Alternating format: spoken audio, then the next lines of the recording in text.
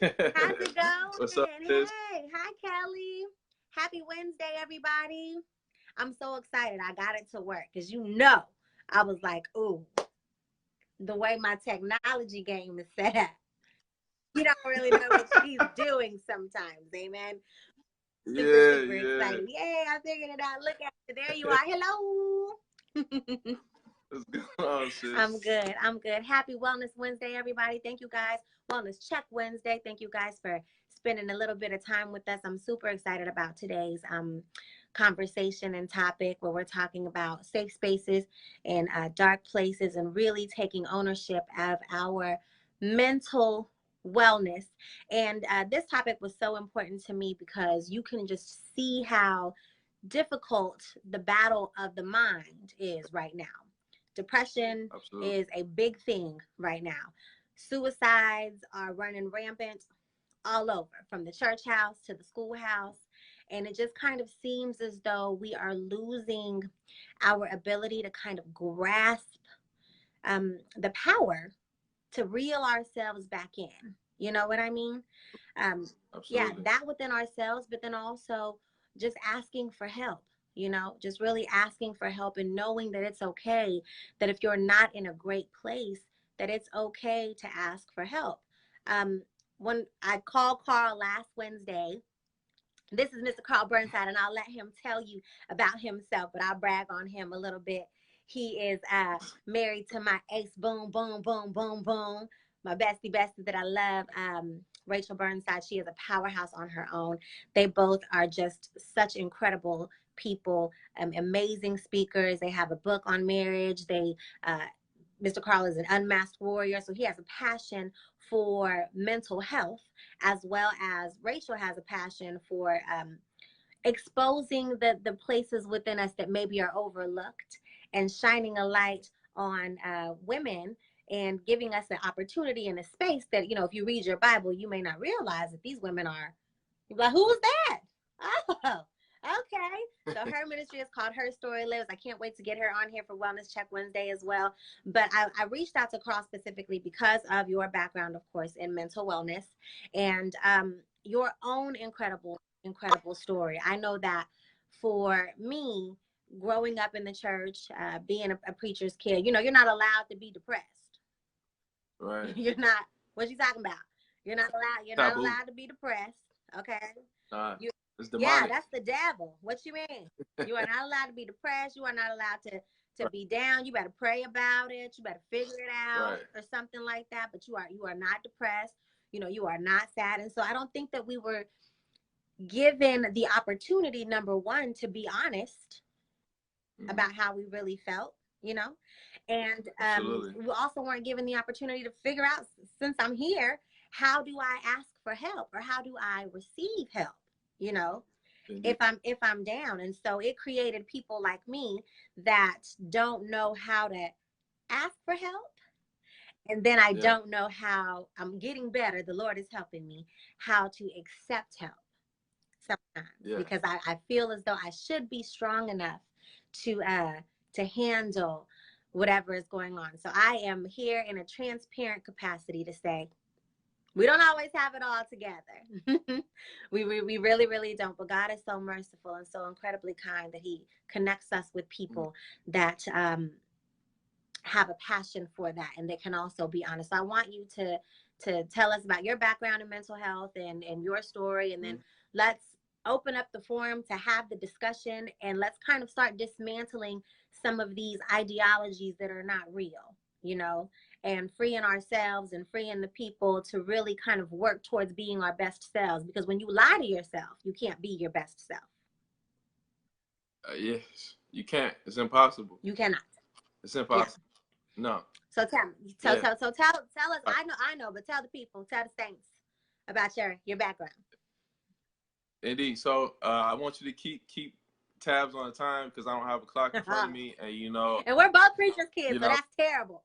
So yes, that's somebody flag us down. terrible. Somebody flag us down. Oh, and he's a Oh real man. live preacher, so somebody really flag him down. Yeah, yeah.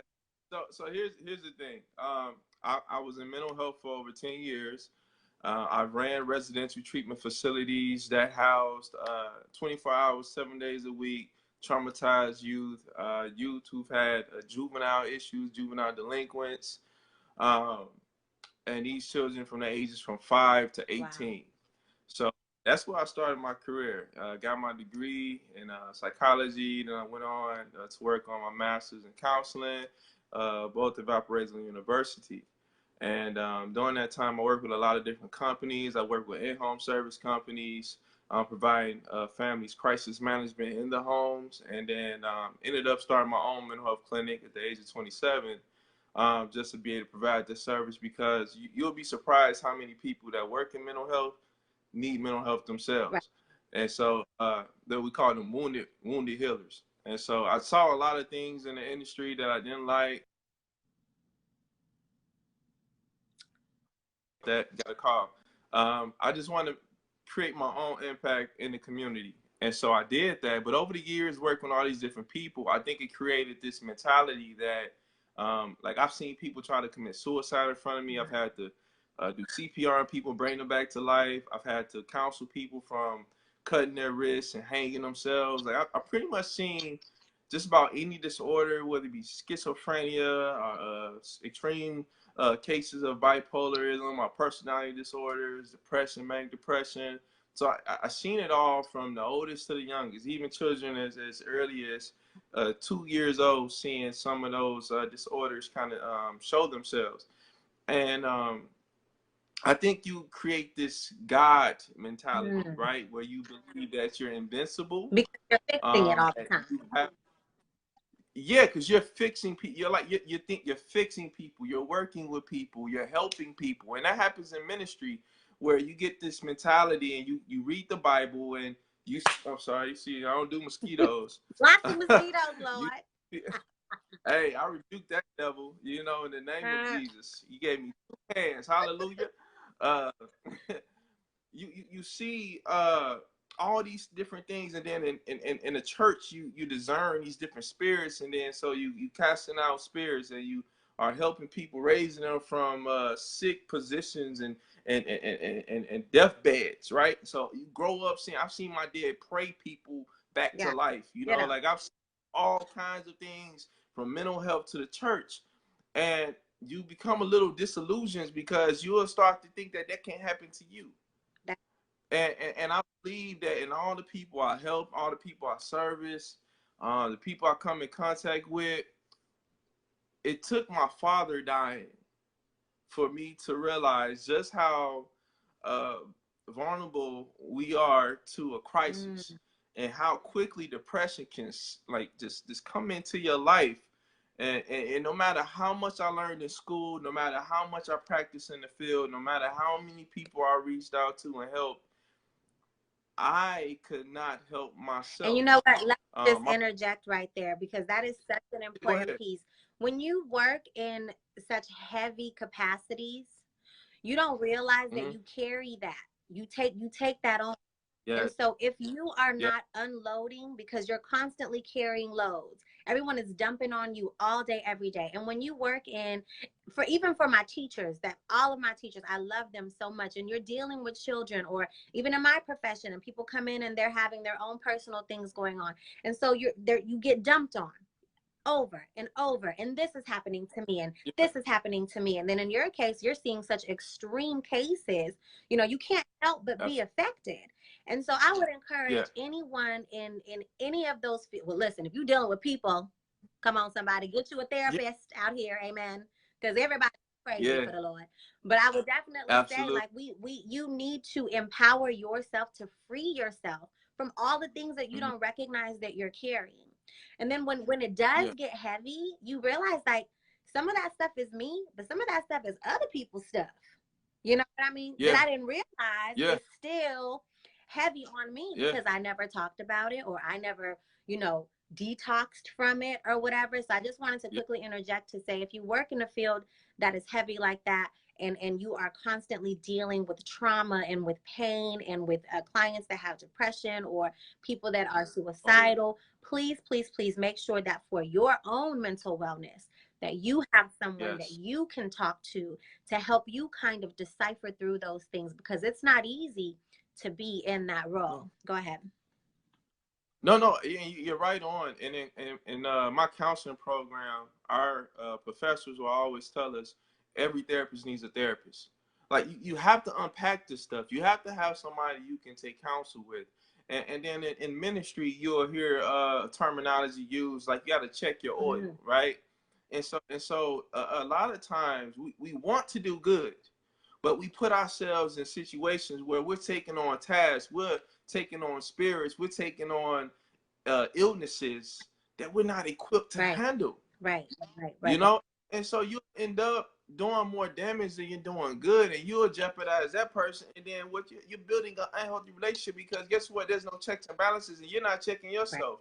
And I tell people this all the time. And when you're dealing with depression, you're dealing with mental health, um, you're always going to look at how the world is affecting you. You're gonna look at how your environment is affecting you. Like you feel this weight on you, and you'll feel like no one understands you. Like when I lost my dad, I went a whole year before I grieved him. I was so focused on taking care of my mom. The day after my dad died, I put my mom in the hospital because she went in shock. Mm. You know, So you don't and get to then be the weak. You church. don't get to be weak because mom is weak. You don't So get you to gotta be you gotta weak in the hurry up and church. be extra strong. Because even though you're You hurting, you gotta got be to be extra strong strong. because mom is not doing well. So Yeah, now you gotta cover her too. yeah, yeah. And the thing is, you're not allowed, especially as a man, you're not allowed to be. You're not allowed to have weak moments. And then the moment you have a weak moment, they're like, "Oh, well, where's your faith?" Mm. You know, and where's your? They start to question your relationship with God, and then people go as far as to question your calling. You know, because I went through a period of time where I just couldn't Right. minister, and I know it sounds crazy to people when I say it, but I couldn't put myself in position to minister to people when I felt hapless. Like I felt like I lost all options, and I didn't, like I knew God was there, but I just felt like He wasn't rocking with me. Mm. And I'm like, God, I've helped all these people, I've done all these things, I've seen this on people, but like me feeling that weight in that darkness, I couldn't Yeah. shake it. You know, I got to where I was even suicidal, and I had thoughts were like, God, just end me. Mm. You know when Job's wife said, Job, just curse God Let her and go. die, because you don't want to see your loved one go through that. Like I felt like that. Like I don't want my wife having to, because I didn't deal with depression until I got Right. married. Like I didn't feel everything until I didn't feel the void of my father until I was now a husband. I was now a father, and I didn't have that trusted voice to lean on. Mm. And so, in your depression, it's your point of view, your perspective in your depression will affect you, Right. right? Right. So like you have to like see what things in your life can you take accountability for, what things can you take control of, and then not getting caught in blame, because some people get caught up in the blame game where it's their fault I'm feeling this way, or it's my fault that that person didn't want to love me and want to be in my life. No, no, no, no, no. You can only be accountable for the things that you're accountable for, Right. right? And so now it starts to clear things up to see, all right, this is the impact I had on them, this is the impact they had on me, but this is what I can actually do to get out of this feeling, because I don't want it no more. So it's like so many decisions you have to make when you're in a situation. But when you bring ministry and God into it, the church has this crazy asinine way, to me, of looking at these issues. Where if you look in the Bible, and I know I'm going on, but I'm gonna Get it end off your right chest, here. friend. Get it off your chest. But but but if you look at every prophet, king, leader in the Bible, they all went They through did. it. Moses They went did. through it. David went through it. When David was running from his son Absalom was trying to kill him. You mean to tell me when that happened, or when he was at Ziklag, and they came in and he took all his family and his soldiers' families, and they all turned on him and wanted to kill him because they had lost everything. Like having to feel people turn on you. Like you don't think Jesus felt some kind of way when he was sitting there performing miracles and changing people's lives, and they were seeing him be great every day, yet they still didn't see him? And it's like, you got to think at the end of the day, like everybody has been here. Elijah on the run, this great prophet, his life in danger. He's in isolation. So that's the key thing. When sometimes we get in Mm-hmm. isolation and the enemy will isolate us, and then that voice he'll get in your ear, right? He'll tell you all these things about yourself. He'll make you feel terrible about yourself. He'll say things to you and make you feel the worst things about the people around you, like the voice when you're in isolation. But when you get in isolation, whose voice dominates your ear tells you a lot about your heart, Mm. right? So your ear is dictated by your heart, because if you know that God has you, and you are connected, your faith and your walk is right, like the enemy has no angle to get in. And But when God, even when you have yeah, like moments, because we definitely can yeah, be strong, and you can know that you have faith, and you can know that this too shall pass, and you can be the strongest of people and still have yeah, those moments, you know what I mean? yeah, And I think like yeah, that's the part where that those safe spaces come in come into yeah, play. I, as recent as this summer, I have two girlfriends that I care so much about, and we had a disagreement because they yeah, felt as though I don't allow them to be safe spaces for me the way that I am a safe space for them. It is yeah, way easier for me to be a shoulder to lean on. It is way easier yeah, for me to be the ear that hears. I yeah, understand that space. I understand that role. But I don't know how to be vulnerable enough to trust that, because I'm a solutions oriented person. So by the time I yeah, voice that there is a concern, I'm gonna need a solution to even have this yeah, conversation. I don't have time to vent. Like, who has time to vent? Like, what is that? You know what I'm saying? Like, ooh, girl, I'm so yeah, mad. Bad, bad, bad. Okay. Like I need a purpose for this conversation, you know? And the yeah, thing was like, sometimes you don't have a purpose. Sometimes you just need to yeah, say, no, everything isn't great. And yeah, because even though there is that side of where we, the spiritual aspect of things, where there's almost kind of the disillusionment in spaces where you can't be honest, I still understand yes, the power of what I say. So yeah, even in the spaces that aren't so easy, I still am very yeah, careful about what I say. So when you are yes. a safe space, be careful if you're a safe space not to enable dark places. There you go. Being a safe space There you does not mean you enable dark places. Being a safe space exactly. means that you're somebody that's gonna pray for me. Okay, everybody knows Yeah, if you call me and it's going down, I'm gonna be like, all right. So what we so what we yeah. so what we doing? You know, because Get the that scrap. sucks. For all right. So what we doing? Let's Exactly. let's get it. Like we don't have Yeah, time to be down. You can be, but we don't have time to stay down. I learned such a yeah, valuable lesson um in that process with my girls. I learned such a valuable yeah, lesson about myself. You know what I mean? Um yeah, and what I'm still learning is that yes, it is okay to allow people to be safe spaces for me, but I also had to learn that everything isn't discussed with everybody, because if you're not in a space where you understand the burden that I carry, I can't unload it to you, because I'm going to hmm, expect a different response based on the burden that I'm that's carrying, it. right? So if Yeah, I'm mad because I got, I done gained 3 pounds, I could be like, my dude, I feel you.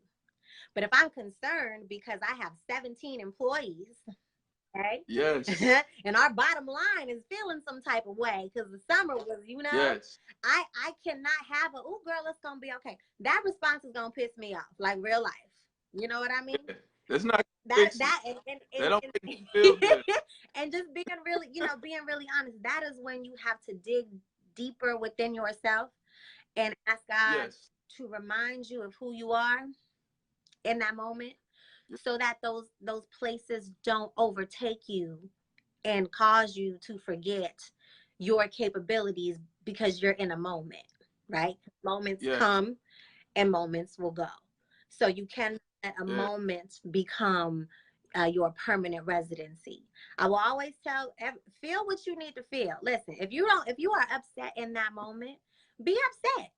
You know, if you're sad about something, it's okay to be sad. If you're mad, Yes. I'm mad with you, friend. Express yourself. Like let's Yeah. be pissed together. But we need to keep moving Yeah. forward, right? Be Right. down, And that's but what don't you can do. stay down. Don't That's the stay thing. You down. can be down, Yeah. but don't stay down. So what I Yeah. want to, from an empowerment perspective, right? Because Yes. we could talk about this all day long, and I don't think we could ever even hit the top of the fact that from a cultural perspective, the Yeah. limits that allow for people, and the amount of just the suicide rate right now Man. is It's is unreal. crazy, and the ages and how young people are that are feeling this pressure so quickly because of the perspective of what they think people want to see, or you know what I mean. And it is just Yeah, like, absolutely. how do we reach that place, you know what I mean? How do we infiltrate that space and begin to change that perspective again in the age and an era of social media? And and I'm gonna let you go. I'm gonna let you talk in a second. But here's what I'm gonna tell you: No, no, no, no. if You on point. if the I love where yeah, you're going. if the people you follow on social media, if when you get off your social media you are sad or you feel worse about yourself, or if the people that you follow make you feel like you ain't out here being great, you please unfollow everyone that causes your perspective of yourself to be skewed or to be deformed. Please unfollow anyone that causes your perspective of you to become a negative perspective based on them, because you don't really know if any of that is real. And that filter game is legit. Okay, Yeah. the filter Yes. game is legit. But if you get on social media, and when you get off of social media, if your heart is heavy and your mind is sad and you no longer feel like a worthy person out here, then the people that you're following, you don't need to be following them. And it's no indictment on them, but if it makes you feel bad, then that's not a Yeah. healthy space, you know, Right. for you. As adults, we can make that, delineation and make those adjustments. But for children, No. it becomes a very challenging conversation to have. So from a resource perspective, if someone, Yeah. what are the resources that we have to be, to begin to empower ourselves, you know, to start Yeah. making those adjustments? If you're already feeling depressed or if you need some help, what resources would you Absolutely. recommend? The thing is, the first thing, do an assessment on yourself. Like, so people with big hearts, right? People with big hearts have sensitivities to. So we love hard, but if it's not reciprocated, Mm, it bothers us in a way to where we can't really get past it, right? Because you're like, man, that hits me deep, right? Because if I don't let my guard down all the time, I let my guard down for you, and you blow it, walls going back up, you got to go. that part. So the first thing you have to do is know yourself, know the kind of people that you can be safe around, because everybody wants to be your safe place, but everybody's not built to be your safe place, because loyalty and trust is huge. So if people can't even respect what you share and keep it confidential, so stop telling your business to people who can't handle your business. That's the first thing. Find a safe person that you can talk to. Find a journal. Get a journal. Journal out your thoughts and your feelings, right? And I tell people this. Here's a great tool. And this goes along with what you're saying with the social media. Take a calendar or a journal, and you can label it morning, noon, night, afternoon, night, right? Whatever you want to do. And you can use smiley faces, right? And I want you to check your mood and how you feel in the morning, how you feel at noon, how you feel in the later afternoon, how you feel at night. So start just like labeling the moods with smiley face, flat face, angry face, right? And then you can get a little detail. What was going on around that time of your day? Who were you around that time of day? What were you eating around that time Food of is day? important. Like you really have to assess what's going to your body, who's around your body, what thought process are you have like thought process are you having, like you need, and then look at the time of the day and the month, what's going on, see if there's any chemical stuff going on in your body. Like the first thing you do is do an assessment, right? And once you do an assessment, you also need to find coping skills, find things that you can do that can help you de-escalate, that can get your mind from feeling I'm angry, I'm upset, I'm broken, right? That heart, my heart is broken, and you know I'm lost. Okay, let's find some things that we can now redirect our thoughts to that's more positive. Maybe getting off of social media is something you need to do for a week, 2 weeks, a month, a couple months, whatever you need to do, getting away from toxicity, right? Identify what your triggers are. That's big. Out what's triggering you, what's making you depressed, what's making you angry. Go deeper. Maybe it's something that happened in your past that you haven't dealt with, right? And maybe when you get around certain people, they remind you of a person that you had a bad experience with. Like, be honest with Yes, yourself. that's that part. You will not heal until you be honest With with yourself. ourselves. With us. You have to be honest. Yes. Yes, be honest. You remind me of this. Like, I'm gonna tell you something. Like me, like you see how I move my hands. I share something personal with you. Here's an example why it's important to check that, right? And I hope Rachel's not upset if I share this, but it's all in ministry anyway. So, uh, my family, we use our hands. We talk loud. Like, we just a loud family. I got 9 siblings, so you got to talk Oh, loud to be heard, Jesus. right? Big family, nieces, Yeah. nephews. We all just talk loud. We all talk junk, and that's just what we Yeah. do. Rachel's family is not built that Mm-hmm. way. So when we got together, I'll be sitting here expressing myself, and then I'll see her respond in a way where she'll be like either like offended by it or uncomfortable by it. And our one time we were having a discussion, and it got a little heated, and I was like, my tone went up, right? But I wasn't angry, like I didn't want to hurt nothing. Like my tone just went up, like my Right. voice, and then just kind of shut down. And I was like, baby, what's wrong? And then she been in an abusive relationship Mm. before. So although I'm not an abusive guy, my wife has experienced abusive men, Mm. right? And so I had to identify a behavior in myself, and I had to check myself and change something that's been natural to me and adjust so that she felt safe. Right. So you see what makes you unsafe and what are you doing that's making other people feel unsafe, Mm. right? So you have to identify. It's called cause and effect. What's causing? What's the effect being created by the cause? Like you got to look at the relationship, the dynamic.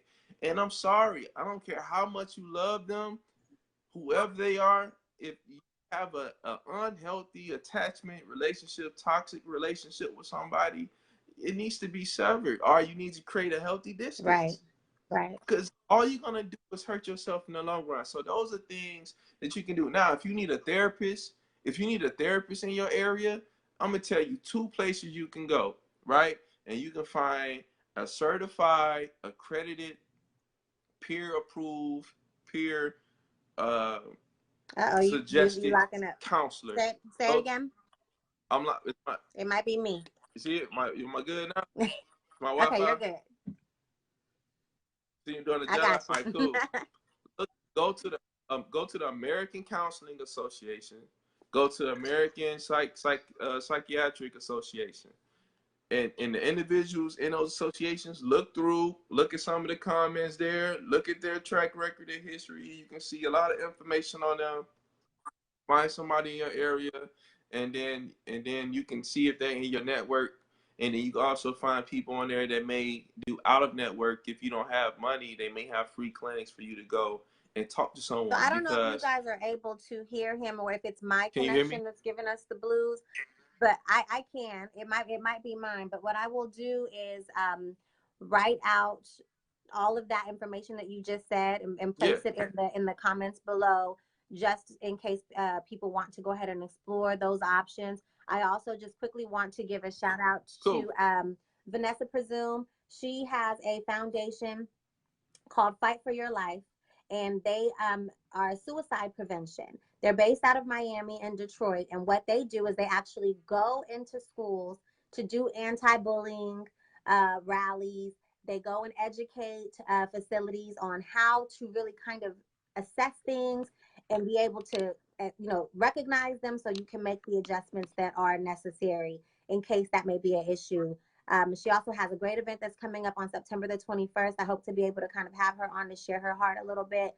So again, Fight for Your Life Foundation, if you are in the Miami, Detroit area, and they're not a helpline per se, but they are equipped to be able to come out and help educate if you want to students, sure who, maybe additional information. So quickly, we are 31 minutes and 56 seconds, friends. So we did that.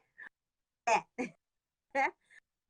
want to encourage as I myself, because like this breaches the top of the conversation. So the thing that resonated the most from the application perspective is to check yourself. Check yourself and recognize what your triggers are, right? And as you recognize what your triggers are, remove yourself from toxic relationships. Someone that is toxic is not safe, no matter how much you love them. It is not a safe space if it hurts you. That's a hurtful space. Okay? Yeah. So it doesn't matter who that is. And if you're in a dangerous situation and you need some help to get out of that, you may not want to share that publicly, but there are also wonderful nonprofit organizations that are able to assist in those situations as well. First start with your mind. We get out first, and it starts with being honest with ourselves. That is the most important piece in anything, in any change that we make in our lives, with honesty internally in our, and when we that head first, you come head first from the very beginning of your life. Come out here with your mama. Very beginning, because it starts with mind. Our mind is the conduit to whatever adjustments and however powerful we can be. Anything that you want to do starts in your brain. So when we do not see things clearly, and when our perspectives is convoluted because of different things that we have going on, then we need to have an adjustment. We need to have an adjustment. I want to thank the Unmasked Warrior. Please follow Carl at Carl Burnside if you're on Instagram. I am prayerful because I love the message that he has. I am hoping that this continues to grow. I'd love to hear Rachel's perspective on how to be a safe space in marriage. You're first getting married and your husband is depressed and you're trying to be supportive and you don't know how to handle that. I think that's an amazing conversation that can continue on. And I would love to hear you guys' perspective on that. And if you guys have any additional questions, of course, we're always open for that. I want to thank you guys for spending your Wellness Wednesday with us this evening. And Carl, is there anything you want to say before we dip out?